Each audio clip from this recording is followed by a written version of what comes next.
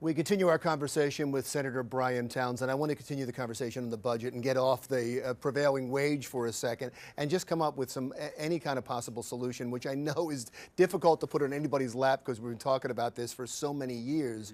But it seems like there's no magic bullet anymore. It used to be at the end of every debate, some money would show up somehow that would save the day. It seems like that money's gone. Yes.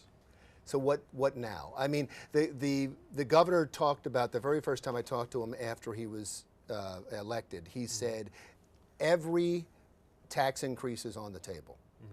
And yet you had minimal tax increases. You have to come up with more sustainable revenue, right? Correct, yes. How?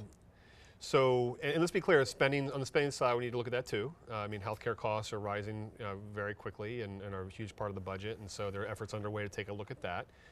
Education, right? I think, first of all, I think we should spend, I mean, schools should be palaces anyway. I mean, if we invest in kids from birth to 8th grade in particular, we fix so many other issues in society. So but you just cut the school budgets, right, by 1%? Sure, even more than that, but and that was a problem. I mean, a lot of us voted on the budget very frustrated, in a very frustrated way. I guess my point is yes, let's look at certain spending. Let's spend money efficiently on education, but let's acknowledge, I would hope that people believe that schools can be palaces. Let's spend money much more efficiently on healthcare. I mean, the United States overall spends more money than any other country per capita and gets far worse results. So there are spending things we need to look at for sure.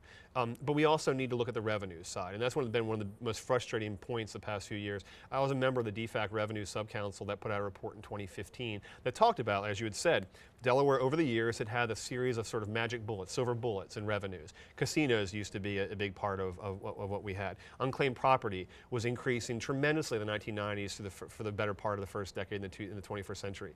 We can't rely on those kinds of increases or those kinds of revenues anymore. Delaware for all these years has been able to get by without any kind of meaningful property tax, certainly without reassessing property values to address inequities, but even itself a property tax base. Overall, Delawareans themselves are taxed quite low. We're able to rely on these silver bullets, which we can't anymore, and we're able to rely on our corporate franchise fees.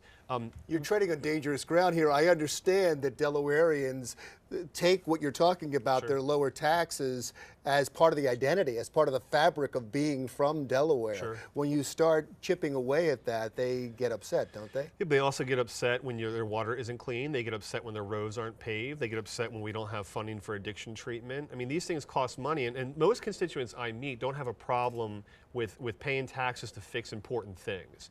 What they have a problem with is whether or not their money is being spent wisely. And I think that we've got to be honest about that. I mean, the gas tax debate a few years ago was an example of this. Delaware's gas taxes now are the lowest in the region. Even the states surrounding us all raise their gas taxes to pay for infrastructure projects. In the General Assembly, and Governor Raquel called for raising the gas tax.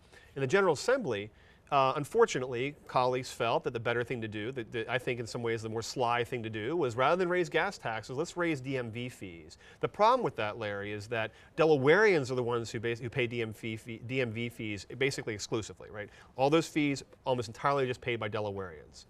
Right. If we had raised gas tax, a lot more tourists would have paid into our infrastructure. A lot more people passing through 95, at the rest stop would have paid into our infrastructure. So we did a much worse policy thing to try to save political skin. Let's stay on the worst policy for a second, and when it comes to taxes, this a couple of months ago, you raised the taxes, and I say you, I mean people in Dover, not just you specifically.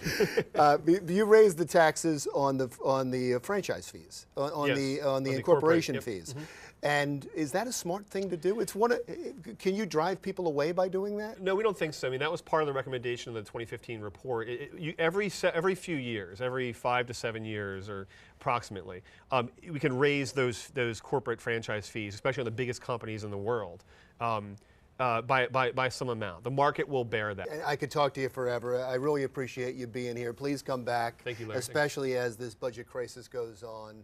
Senator Bryan Townsend, a Democrat in the Delaware Senate. That's Delaware Way for this week. Go to www.kjwp2.com to replay segments from this show or previous shows, and leave your comments about what you've seen on today's show on our Facebook page, or you can reach me on Twitter @the Delaware Way or @Larry Menti. We may read your thoughts on a future show. I'm Larry Menti. We'll see you again next week.